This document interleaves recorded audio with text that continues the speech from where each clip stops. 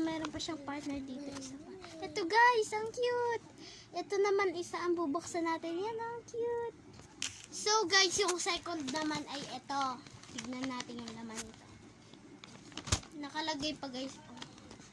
Cut. Let's go. May pangalan pala siya guys. Tignan mo. From Ate Jillian to Alisa. Galing magdikit-dikit ang pangalan.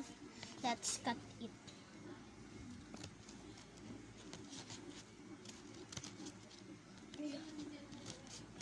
Ayan! Okay na. Putek, anyari. Hindi pa pala nabuksan.